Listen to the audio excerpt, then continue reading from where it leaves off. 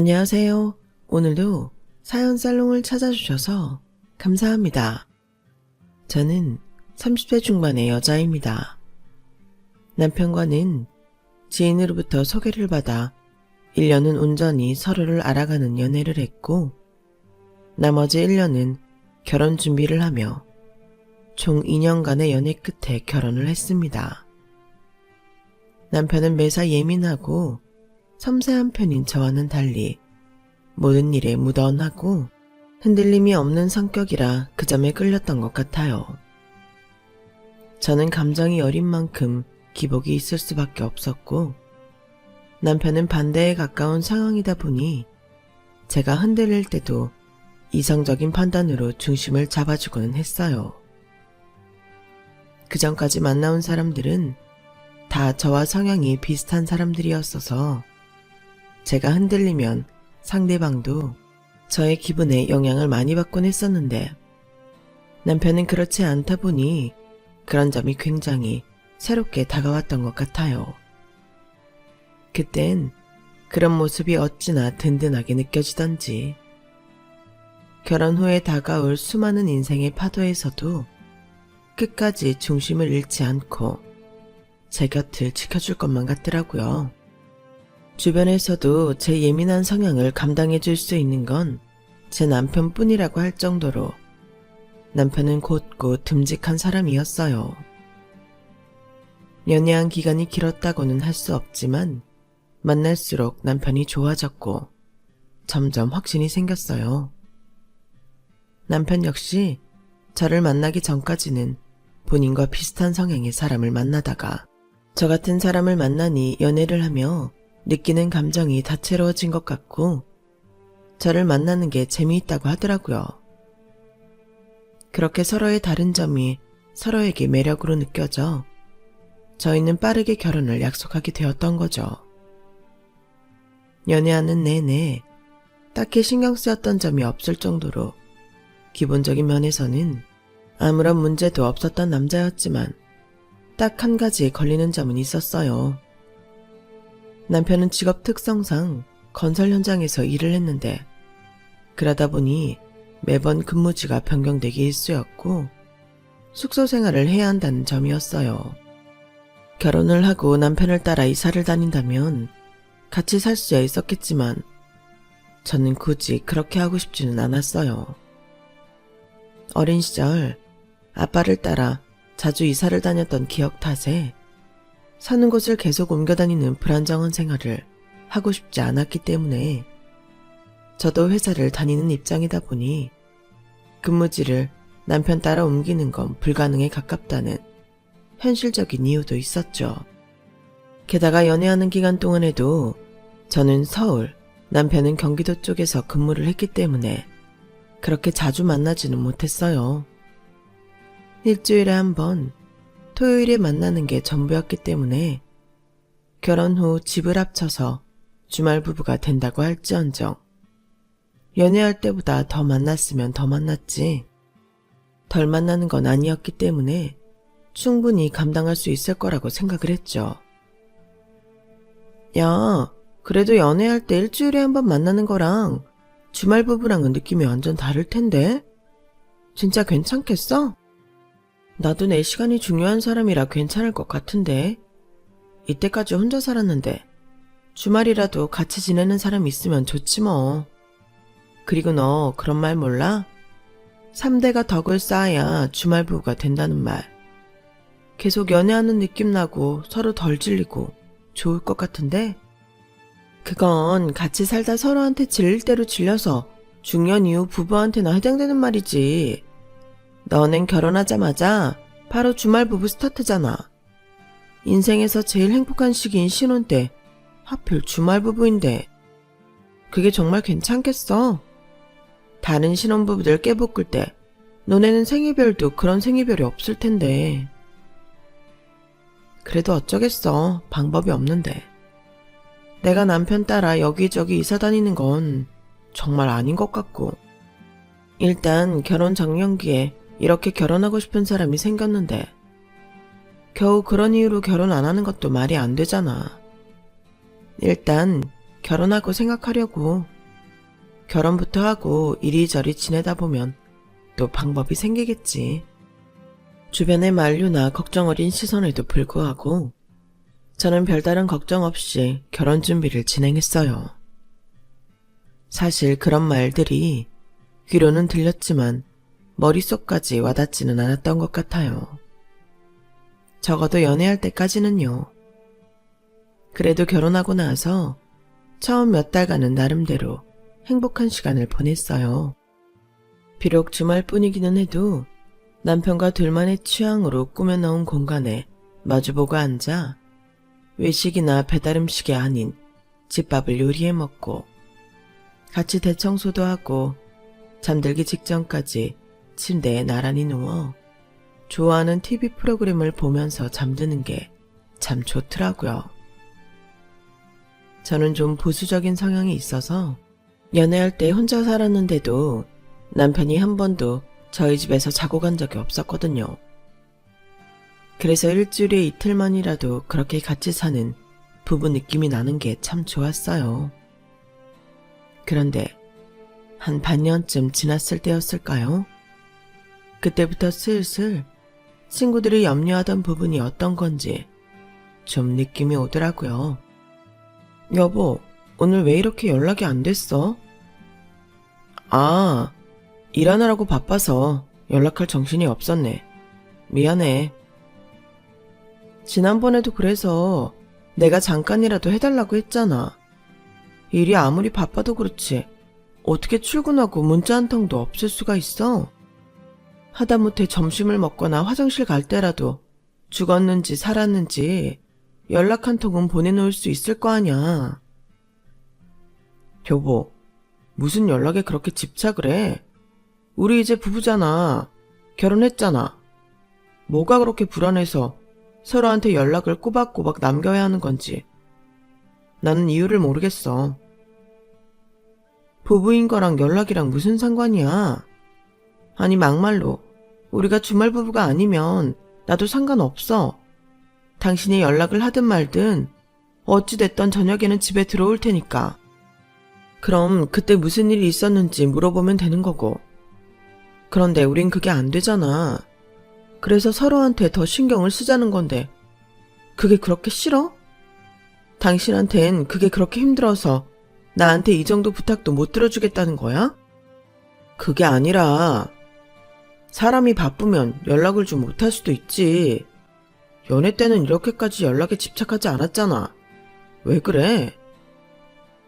그땐 우리가 가족이 아니었잖아. 나도 연애 때는 당신 바쁘면 언젠가는 연락 주겠지 하고 기다릴 수가 있었어. 근데 지금은 당신이 내 가족이라고 생각하니까 이렇게 오랫동안 연락이 안 되면 무슨 일이 생긴 건 아닐까 더 걱정된다고. 당신은 내가 어떻게 하루를 보내고 있는지 별일은 없는지 궁금하지도 않아? 뭐 맨날 똑같이 살아가는데 무슨 별일이 있으면 얼마나 있다고 그래. 생기면 당신이 안 물어봐도 어련히 알아서 말 안 할까. 됐어. 그만하자. 내가 신경 쓸 테니까 퇴근하고 피곤한데 이 문제로 더 싸우고 싶은 마음은 없어. 내가 미안해. 남편에게 미안하다는 말은 들었지만 사과를 받지 못한 것보다도 더 마음속이 허한 느낌이 들었어요. 이렇게 사소한 일로 하나하나 쌓이는 것도 쌓이는 거였지만 같이 살기라도 하면 풀 기회가 많았을 것 같은데 일주일에 한 번 겨우 보는데 안 좋았던 얘기를 꺼내 얼마 없는 함께 보내는 시간 동안 분위기를 망치고 싶지 않다 보니 자꾸 안 짚고 넘어가게 되더라고요. 그러는 동안 남편과 보내는 하루하루는 안 싸우고 지나갈 수는 있었을지 몰라도 제 마음 깊은 곳 한 구석에 남아있는 남편에 대한 사온했던 감정들이 해소되지 않은 채로 응어리가 져 있었던 것 같아요. 뭐 여기까지만 해도 보통의 주말 부부나 장거리 커플들이 겪는 평범하고 흔한 고충이라고 할 수 있겠어요. 그런데 저희의 가장 큰 문제는 더 현실적인 곳에 있었어요. 바로 출산과 육아였어요. 둘 다 아이 생각이 없기는커녕 아이를 낳아 단란한 가정을 꾸리는 게 꿈이었던 사람들이었기 때문에 아이는 둘 다 무조건 낳을 생각이 있었어요. 문제는 지금 이렇게 떨어져서 지내는데 아이를 낳으면 누가 돌볼 거냐는 문제였죠. 엎친 데 덮친 격이라더니 이 문제에 대해 심각하게 고민하고 있을 때쯤에 남편은 새로운 직장으로 이직을 했어요. 새로 들어간 회사는 그래도 어느 정도 짬이 차면 원하는 근무지로 신청을 할 수 있다고 하더라고요. 남편도 그걸 노리고 이직을 한 거였고요. 분명 처음 취지는 그랬는데 하필 남편이 처음 발령받은 곳은 시어머님이 살고 계신 인천 쪽이었어요. 그것도 시댁에서 지하철로 몇 정거장만 가면 금방 도착하는 거리였죠. 그 사실을 알게 된 시어머님께서는 완전히 경사라도 나신 듯 얼굴에 화색이 도셨어요. 거기 우리 집에서 20분이면 가는데 뭐하러 불편하게 생반남이랑 숙소 생활을 하고 그래? 그러지 말고 집에서 출퇴근해. 네가 쓰던 방도 그대로 놔두고 청소도 매일 하고 있어. 생각 좀 해볼게요. 남편은 제 눈치가 보였는지 말은 그렇게 했지만 내심 집에서 다니고 싶어하는 것 같았어요. 그건 저도 이해가 안 되는 건 아니었어요. 보통 숙소는 2인이 함께 쓰는 구조라 룸메이트를 어떤 사람으로 만나게 되느냐에 따라 남편의 삶의 질이 좌우되는 거나 마찬가지였거든요. 그보다는 차라리 집에서 어머님과 살면서 마음 편하게 쓰던 방을 쓰고 안 그래도 결혼하면서 혼자 살게 되신 시어머니와 저녁이라도 한 끼 더 함께 먹을 수 있으면 좋을 것 같기는 했어요. 저도 부모가 있는 자식 입장으로서 남편의 입장이 이해되기는 했지만 이상하게 그게 싫더라고요.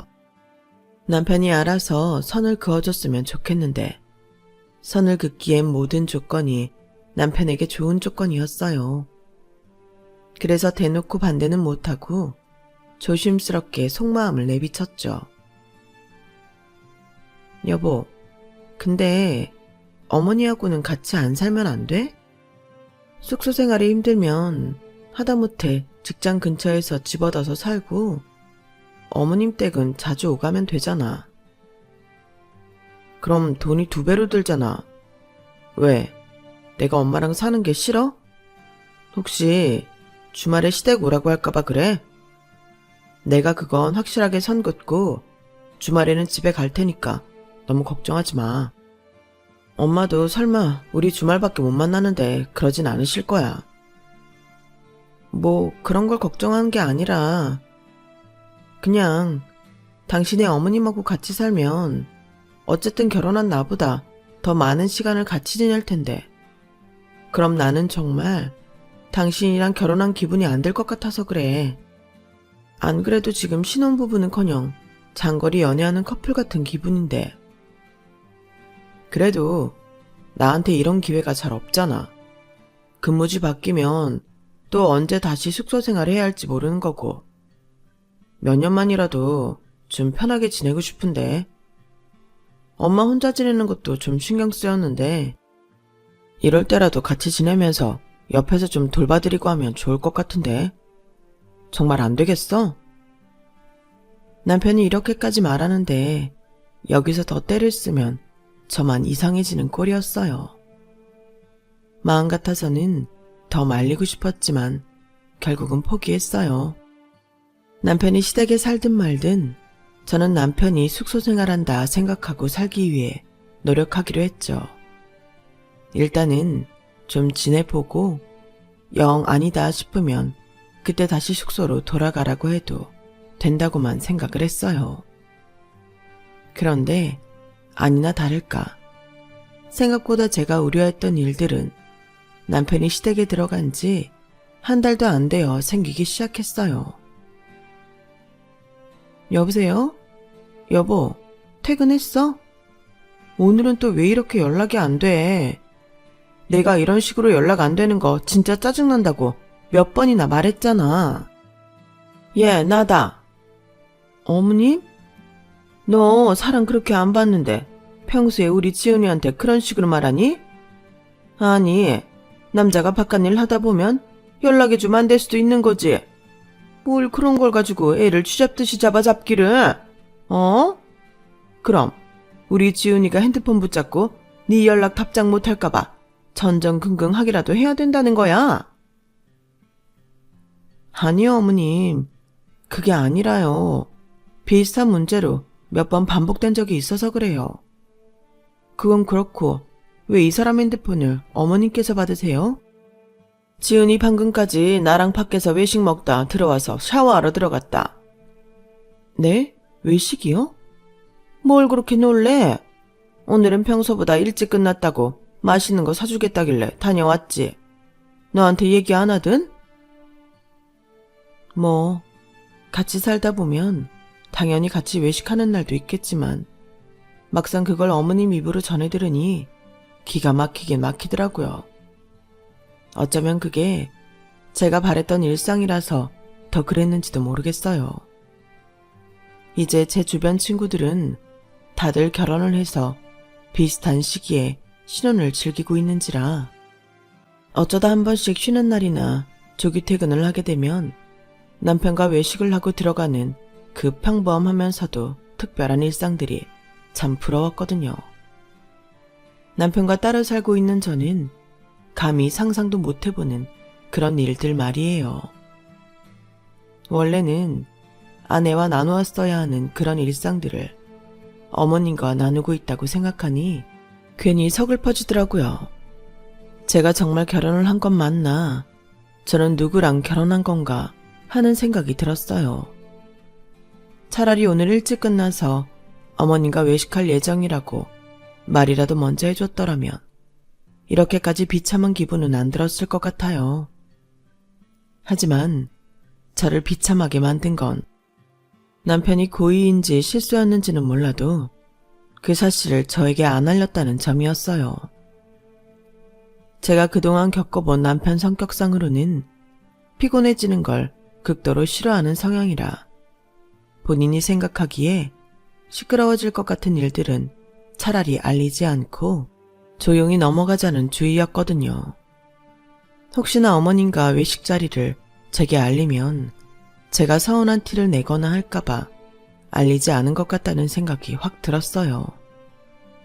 결혼한 지 이제 겨우 2년 차인데 제 서운함은 벌써부터 남편에겐 귀찮고 시끄러운 일이 되어버린 건가 싶은 생각이 드니 기분이 다운되더라고요.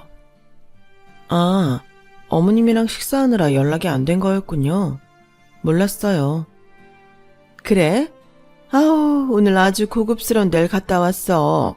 내가 해산물 좋아한다고 얘가 유명한 해산물 레스토랑을 예약해놨지 뭐니? 너 빼고 우리끼리만 다녀오는 게 참 미안하더라.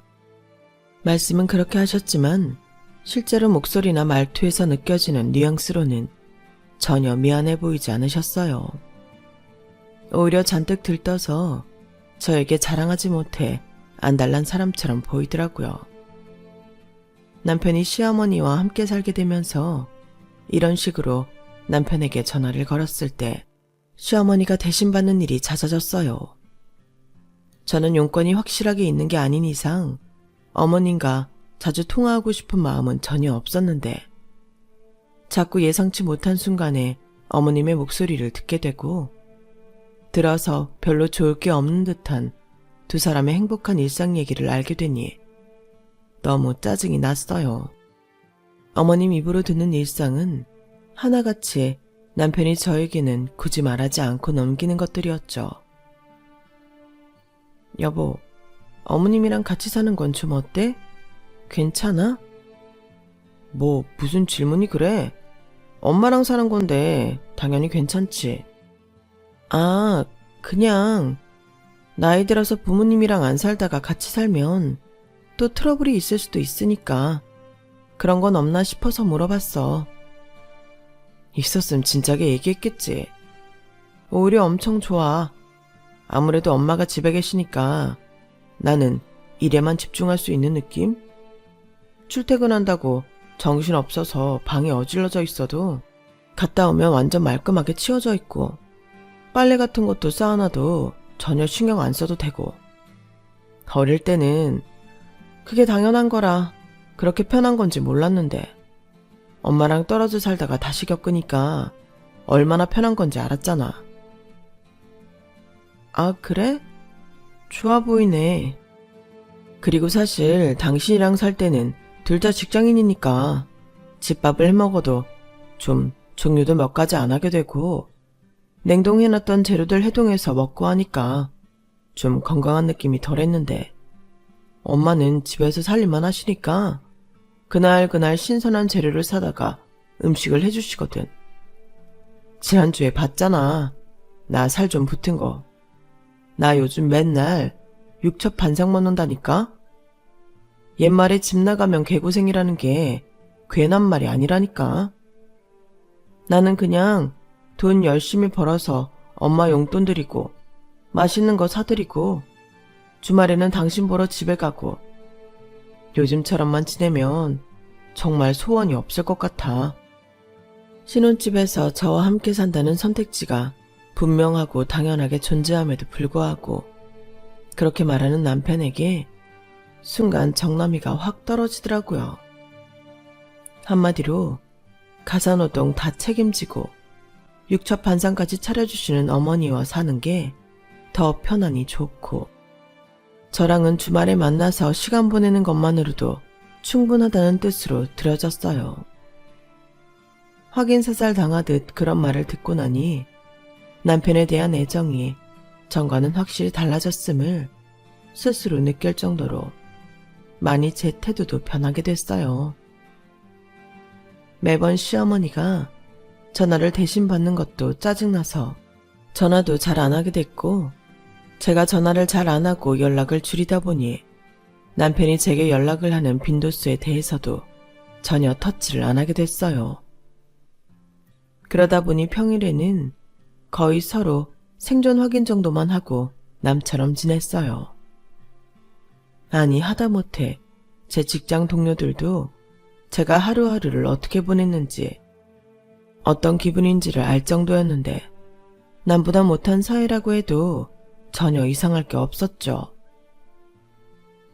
니들이 오늘 생각보다 회식이 길어지네. 괜찮아? 남편이 뭐라고 안 해? 남편이요? 남편은 저 오늘 회식인 건 알기나 할지 모르겠네요. 응? 말 안 했어? 숨긴 거야? 술자리 가는 거 안 좋아하나? 술자리는커녕 제가 살았는지 죽었는지나 알면 다행이네요. 응? 아 맞다. 이들이 남편이랑 따로 산댔지. 술이 들어가서 잠깐 까먹었어. 시댁에 산다고 그때 얘기 다 들었던 것 같은데. 맞아요. 지금 아주 마마보이처럼 어머님이랑 깨볶으며 살고 있어요. 맞다. 이대리. 근데 시댁이 홀시어머니 하나뿐이라 하지 않았어? 네. 그게 왜요? 아, 그거 쉽지 않은데. 처음 들었을 때부터 좀 쎄하다 싶었거든. 쎄하다고요? 보통 시어머니 중에 제일 최악인 게 홀시어머니인데. 몰라? 나 아는 사람도 홀시어머니 있는 남자한테 시집갔다가 아주 애틋한 모자관계에 껴서는 엄청 고생했어. 아, 원래 시어머니랑 남편 친하게 지내는 거 안 좋아. 당연한 거 아니야. 이대리도 그 꼴 나기 전에 얼른 남편 데려와. 시아버지 계신다고 해도 찜찜한 마당에 지금 시어머니랑 둘이 산다는 게 좀 그렇지 않아? 그렇게 연세 든 분들 중에서는 아들을 남편 대신으로 생각하는 사람들도 많아. 지금은 별 문제 없을지 몰라도 나중에 진짜 어이없는 일 생긴다? 주변에서는 제가 결혼한 사람 치고는 너무 자유롭다거나 같이 있을 때 남편에게 연락이 오거나 주고받는 모습을 전혀 못 보는 것에 약간 걱정을 해주더라고요. 저의 상황이 또 특수한 상황이니 유독 더 걱정을 받았던 것 같았어요.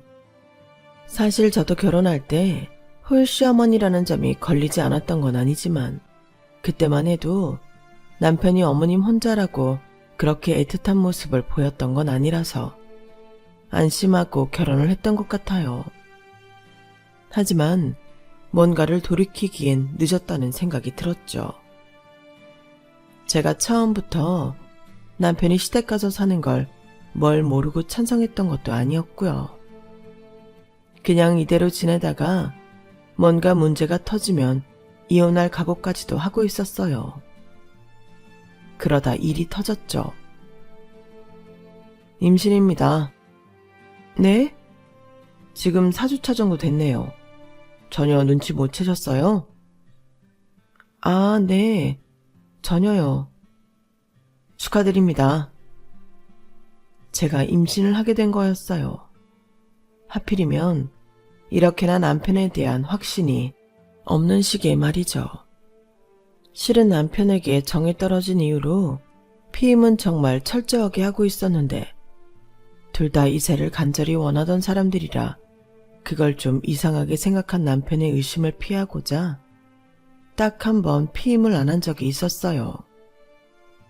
임신이라는 게 그렇게 쉽게 되는 게 아니라는 걸 알고 있어서 크게 걱정은 안 했었는데 하필이면 딱 방심한 그 하룻밤에 아기가 생겨버린 거예요. 남편은 당연히 소식을 듣자마자 뛸 듯이 기뻐했죠. 정말이야 여보? 잘됐다. 그러게 내가 피임하지 말자고 했잖아. 아니 나는 마음의 준비를 하고 임신하고 싶어서 그랬지. 마음의 준비 다 될 때까지 기다리려면 평생에 못 가져. 한 살이라도 둘 다 젊을 때 가지는 게 낫지. 잘됐다. 우린 언제 아이가 안 나 했는데 이렇게 갑자기 생길 줄이야. 분명 신혼 초에 아이가 생겼더라면 저도 똑같이 기뻐했을 거예요.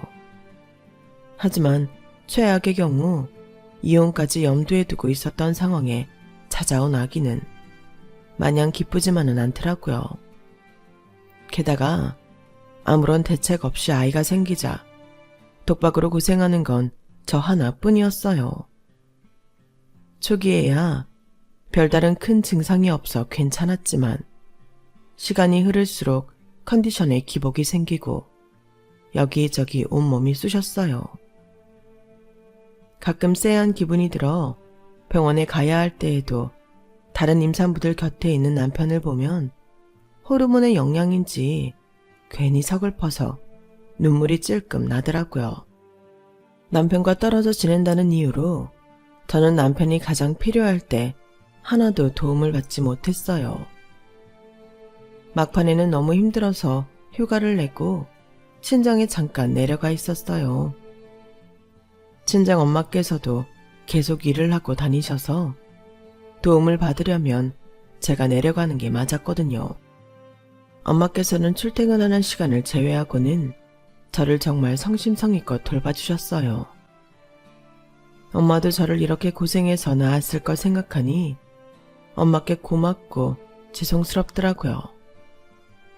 아무튼 그렇게 우여곡절 끝에 아기를 낳게 됐어요. 임신이 된 사실을 안 순간부터 아기를 가졌다는 사실에 심란한 순간이 정말 많았는데 막상 제 눈으로 제 뱃속에서 태어난 조그만 아기를 보는 순간 이상한 기쁨이 밀려오더라고요. 저희 아이는 예쁜 공주님이었어요. 남편은 딸을 갖고 싶어 했어서 기뻐했지만 시어머니는 내심 아들을 바랬는지 별로 관심을 안 가지시더라고요. 저는 산후조리원에 다녀온 후 육아휴직 한 달을 받아온 남편과 함께 그야말로 전쟁 같은 육아를 했어요. 남편은 의외로 잘 도와주더라고요. 이런 부분에서는 트러블이 전혀 없었어요. 하루 종일 원인도 모르고 우는 아기 덕분에 같이 잠도 설치고 교대로 육아하면서 부부 사이에 전우애 같은 게 싹 트더라고요. 가끔 아기가 겨우 자면 둘이서 야식도 해서 먹고 하면서 연애할 때처럼 서로의 사이가 오랜만에 돈독해진 기분이 들었어요. 여보, 그냥 육아휴직 끝나고도 우리 이렇게 같이 살면 안 돼? 응? 당신도 현실적으로 어려운 거 알면서. 알긴 아는데 당신 없이 모든 걸 나 혼자 할 생각을 하니 눈앞이 깜깜해서 그래. 우리 떨어져 살 때는 매일같이 싸우기만 했는데 막상 붙어 사니까 전혀 싸우지도 않잖아. 우리가 처음부터 남들처럼 같이 살았으면 잘 살았을까? 그런 생각도 들고. 보통 붙어서 살면 더 싸우지. 여보, 지금이야 애 키운다고 정신 없어서 우리가 싸울 틈도 없으니 그런 거고. 그리고 나 아직 근무지 이전 신청할 수 있는 시기도 아닌데 우리가 어떻게 같이 살아? 차 타고 출근하면 안 돼? 그래도 차로 1시간이면 갈 수 있잖아. 여보, 아무리 차 타고 다닌다 해도 출퇴근 시간대에 그게 쉬운 건 줄 알아? 당신도 회사 다 다녀본 사람이 왜 그래? 아침 저녁으로 1시간 차이가 얼마나 큰데. 그리고 그렇게 해서 같이 살아봐야 어차피 당신한테 별 도움도 안 돼. 퇴근하고 오면 출퇴근하느라 기운 다 뺏겨서 집에 바로 뻗을 것 같은데 당신 도와줄 시간도 없을걸? 그래도 당신이 없는 것보단 있는 게 나을 것 같아서. 그리고 당신 퇴근하고 와서 애기 잠깐만 놀아줘도 내가 숨 돌릴 틈이라도 생기잖아. 그래도 못하겠어. 지금처럼 일에 집중 잘 되는 환경을 냅두고 갑자기 출퇴근을 하라니. 그게 되는 거였으면 아기 생기기 전에도 진작부터 그랬겠지. 안 되니까 이러고 지낸 거잖아. 그때야 그렇게까지 붙어 살 필요가 없었지만 지금은 상황이 다르잖아. 당신이랑 이렇게 하루 종일 붙어서 두 사람이 애를 봐도 힘든데 나 혼자 어떻게 봐? 지금이야 애가 너무 갓난애니까 그렇지. 좀 있으면 금방 통잠 자고 괜찮아져. 한두 달만 더 고생해. 여보, 정 안 되겠으면 장모님한테 가 있던가. 엄마께는 임신했을 때 도움을 너무 많이 받았던 터라 더 이상 도움 받고 싶지가 않았어요. 친정엄마는 일을 하고 계셔도 어떻게든 저를 알뜰살뜰 챙기려는 모습을 보여주셨는데 남편이라는 인간은 애를 같이 낳아놓고도 어떻게든 육아휴직 끝나면 다시 따로 살려는 모습이 기가 막히더라고요.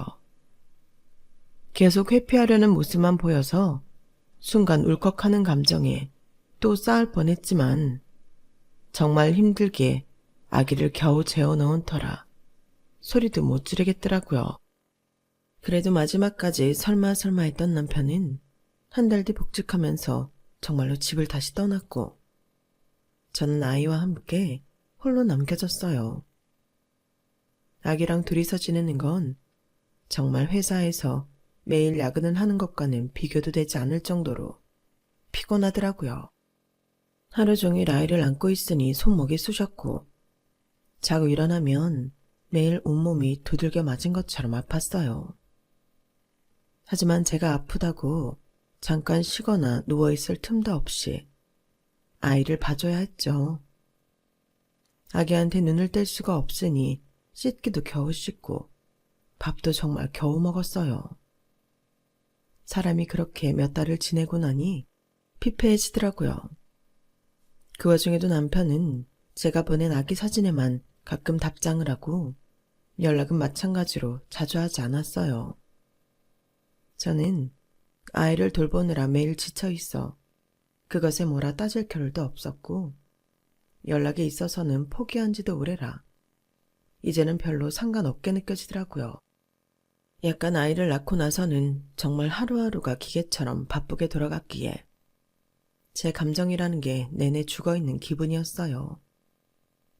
힘든 와중에도 가끔씩 방긋 웃어주는 딸을 보면 기쁘고 행복했지만 그것도 잠깐이었어요. 도저히 제 시간이라는 게 없고 휴식이라는 것도 없고 늘 불안한 마음으로 지내다 보니 금방 사람이 우울해지더라고요. 아기가 생기니 인간관계도 거의 끊겨버린 것 같았어요. 전에는 회사 끝나고 자주 술 한잔 하자며 연락 오던 친구들도 아기 보러 놀러 오라고 하니 조금 부담스러운지 잘 안 오더라고요. 그렇다고 남편이 연락이 자주 오는 것도 아니고 아기는 말이 통하질 않으니 하루 종일 아무 말도 안 하고 지나가는 날들도 있었어요. 정말 죽겠더라고요. 인간은 사회적 동물이라는 말이 정말 뼈저리게 느껴졌어요. 저에게 연락이 자주 하는 건 그나마 친정엄마랑 시어머니 뿐이었어요. 며느라, 우리 하영이는 뭐하고 있니? 사진 좀 보내라, 보고 싶다. 하영이 옆에서 잘 놀고 있어요, 어머님. 오늘따라 울지도 않고 잘 놀아요. 근데 너 목소리가 많이 어두워졌다? 육아 혼자 하려니 많이 힘들지? 네? 네, 그런데 뭐 어쩌겠어요. 남편이 절 도와줄 수 있는 상황이 아니잖아요. 나도 애 혼자 키워봐서 얼마나 힘든지 안다. 애 하나 키우려면 어른 셋이 붙어야 한다는 말도 있잖아. 근데 그걸 나도 그렇고 지금 너도 혼자 해내고 있으니 많이 힘들면 너도 그냥 우리 집에 들어와 살지 않겠니? 네? 평생 같이 살자는 게 아니라 저 녀석 근무지 이전할 때까지만이라도 아직은 2년 더 남아있다던데. 그동안 정말 혼자서 애 돌볼 자신이 있어? 차라리 남편도 있는 집에 와서 2년만 도움받으면서 살아. 낮에는 나한테 도움받고 밤에는 남편 얼굴도 보고 살면 훨씬 좋지 않겠니? 내가 애 봐줄 때 나가서 바람도 좀 쐬고 오고. 솔직히 어머님의 제안은 너무 달콤하게만 들렸어요. 아기를 갖지 않았다면 시어머님과 함께 사는 것은 정말 상상조차 하기도 싫었을 텐데 그땐 정말 주변의 사람의 도움이 너무 절실하게 필요했어요. 제가 맞벌이라도 하고 있었다면 시터라도 썼겠지만 남편 혼자 외벌이 하는데 시터의 도움을 받기엔 경제적으로 그렇게 여유 있는 상황이 아니었거든요. 거기다 저 혼자 있을 때 남편과 떨어져 지내던 거랑 아이와 함께 남편과 떨어져 지내는 건 차원이 다른 문제였어요.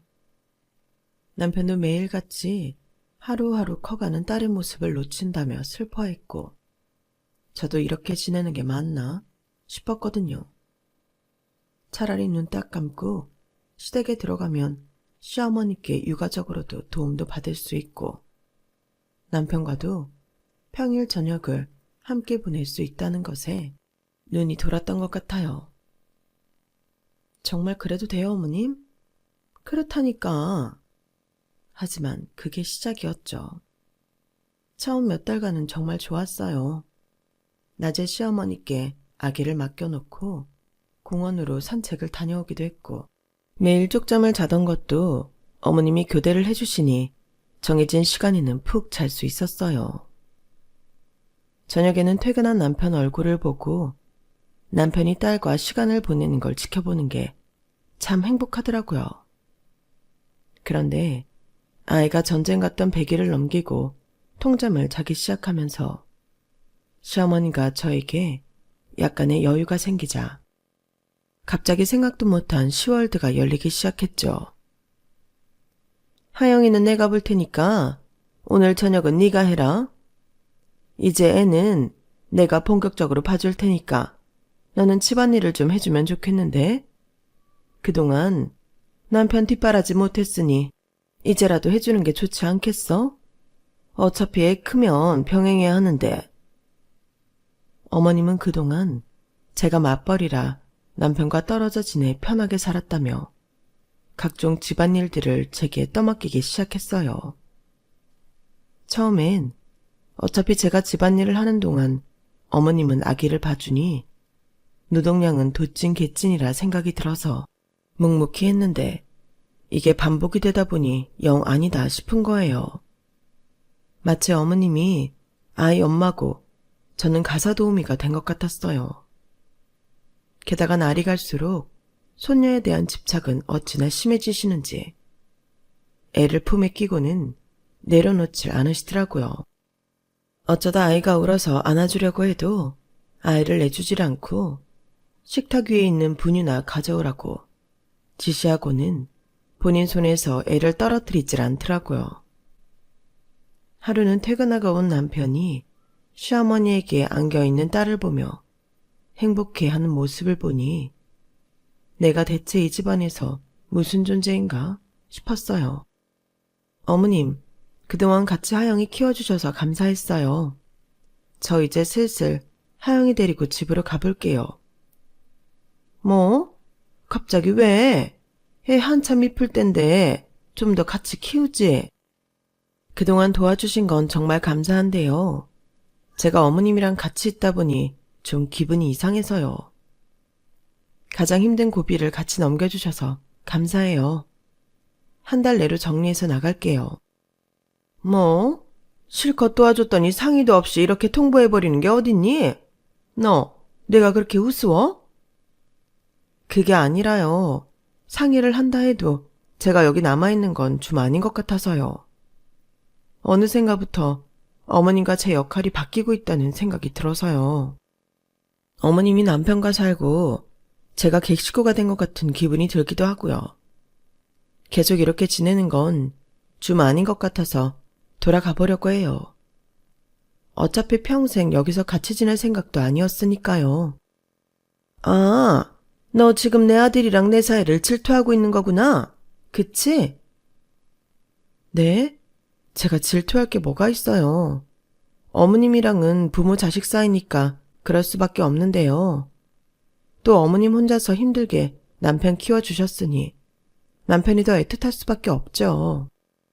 어쨌든 너 지금 심술 부리는 거 다 보이는데 굳이 아닌 척할 필요 없어.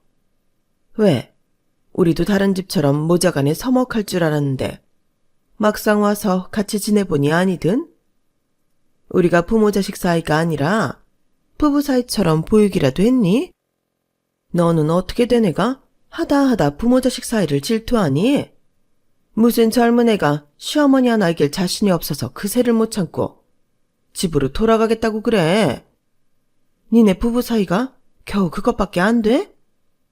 뭐 하긴 니네 연락 주고받는 거 보면 애정도가 딱 보이긴 하더라. 평소에 아들 보면 얘가 결혼한 유부남이 맞나 싶긴 해.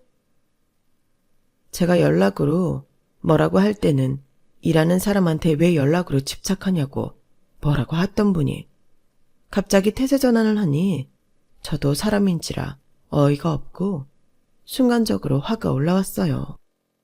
어머님, 언젠 저한테 연락으로 집착하지 말라면서요. 어머님이 그렇게 말씀하시면 안 되죠. 예, 내가 연락으로 집착하지 말라고 했지 연락을 하지 말라고 했니? 아들 평소에 사는 거 보면 유부남은커녕 다시 선봐서 결혼한다 해도 여자가 깜빡 속겠더라. 남자야 원체 자유롭게 살게 두는 게 부부 생활엔 더 낫다지만 이건 내가 봐도 좀 아니다 싶어서. 가뜩이나 그동안 떨어져 지낸 세월도 있는데 지금이라도 같이 살면서 남편 간수 좀 잘해야 하지 않겠어? 어머님, 저랑 같이 계속 살고 싶어서 지금 이러시는 거예요? 저한테 이러시는 이유가 뭐예요? 너랑 살고 싶긴. 너 없으면 나야 더 편하고 좋지. 대신 하영이는 두고 가라. 요즘 하영이 보는 재미로 사는데 걔를 데리고 가겠다고 하면 어쩌니? 나도 그동안 하영이 키워줬으니 이래라 저래라 할 자격이 있어. 그게 싫으면 적어도 내가 하영이 같이 키워준 기간 동안만이라도 하영이 이 집에 두고 가. 네? 제 배로 낳은 제 딸인데 제가 굳이 왜 그래야 하죠? 키워주신 건 감사한데요. 아이를 두고 갈 만큼 감사하진 않아요. 그걸 그렇게 보상을 받으셔야겠다면 남편한테 돈으로 달라고 하세요. 하영이는 제 딸이지만 남편 딸이기도 하니까. 뭐? 너 진짜 갈 때까지 가자는 거야? 열등감만 넘쳐가지고는. 너 네 남편이 나한테 뭐라고 했는 줄 알아? 너랑 살다 나랑 사니까 아주 몸이 너무 편하단다. 원래는 결혼하면 이런 생활 꿈꿨었는데 네가 일에 미쳐가지고 가사를 하나도 안 돌보니까 퇴근하고 가사 일하기 바빠서 피곤해 죽겠다고. 이럴 줄 알았음 평생 엄마랑 사는 건데 그러더라. 내가 요즘 좀 너한테 집안일 시켰다고 불만 생겨서 일어나 본데 난 다 뜻이 있어서 시킨 거였어. 집안일도 계속 해봐야 늘고 습관이 잡히지. 어차피 애 낳은 여자들은 복직도 어려운데 앞으로 가정주부를 살 거면 어른이 딱 잡고 가르치는 게 맞지. 고마워하긴커녕 그새를 못 참고 애를 데리고 나가버리려고 해? 어머님, 제가 집안일 할 줄 몰라서 안 하는 거 아니거든요. 어머님이 하루 종일 회사 나가서 일해보세요. 그게 되나? 남편이 어머님이랑 사는 게 특별히 좋아 그러는 게 아니라 그냥 어머님이 이용하고 있는 거예요. 저 이기적인 인간이 그러고도 남죠. 하여간 어머님이 가사 도우미로 이용을 당하건 말건 저랑은 아무런 상관없으니까요. 저는 하영이 데리고 갈게요. 뭐? 이게 기어이? 꼭 그렇게 어른을 이겨 먹어야 속이 편하든? 너 이 집 나가면 다시는 나랑 네 남편 못 보고 살 줄 알아. 알겠어? 네. 어머님 아들 그렇게 대단한 남편 아니라서 별로 미련도 없네요. 마침 저도 헤어지고 싶었는데 하영이 생기는 바람에 못 헤어지고 있던 거라. 차라리 잘 됐어요. 귀한 아들 평생 옆에 끼고 두 분이서 백년해로 하세요. 저는 제 딸 데리고 평생 어머님 안 보고 살 테니까. 뭐야? 야, 너 어디가? 거기 안 서? 저는 그 길로 신혼집으로 돌아가 남동생에게 연락을 했어요. 동생에게 집안에 제가 혼수로 해갔던 가구들 처리를 좀 부탁했죠. 남편은 이런 일이 있는데도 주말이 돼서야 집에 찾아오더라고요. 비밀번호를 바꾸고 친정에 내려가 있던 터라 남편은 집에 들어가지도 못하고 다시 시댁으로 간 것 같았어요. 남동생이 혼수를 다 처리해주고 난 뒤에야 저는 짐을 제대로 싸서 친정에 내려왔고 남편은 텅 빈 집을 보며 어이없어 하더라고요. 저는 이혼을 요구했지만 남편은 받아들이지 않았어요. 저는 결국 변호사인 동생의 도움을 받아 이혼 소송을 걸었죠. 더 이상은 저런 이기적이고 무책임한 남편 밑에서 딸을 키우고 싶지 않더라고요. 다른 건 몰라도 딸에게만큼은 죽고 못 살던 시어머니와 남편이 딸과 생이별을 하니 괴로워하는 모습이 볼만하더라고요. 저는 얌전히 이혼을 받아들이면 딸만큼은 주기적으로 만나게 해주겠다고 약속을 했고 제가 원하는 조건으로 이혼을 했어요. 물론 딸을 보게 해주겠다는 건 거짓말이었죠. 저는 결혼한 뒤에는 연락처를 전부 바꾸고 친정마저 이사를 가 지금은 시댁과는 완전히 연을 끊고 친정에서 지내고 있어요. 저희 딸도 저와 친정엄마의 사랑을 듬뿍 받으며 지금은 아주 예쁜 꼬마 아가씨가 되었답니다. 정말 매일 밤 결혼을 후회할 만큼 지긋지긋하고 외로웠던 결혼 생활이었지만 그래도 남편이 제게 남겨준 선물이 하나 있기는 하네요. 이 공주님이 없었더라면 결혼이라는 제 어리석은 선택이 평생 끔찍한 기억으로만 남아있었을 테니까요. 제 이야기는 여기까지예요. 들어주신 분들 모두 항상 행복하세요. 여러분, 사연 댓글에 응원과 현명한 조언 부탁드려요. 좋아요와 구독은 저에게 큰 힘이 됩니다. 오늘도 좋은 일 가득하세요.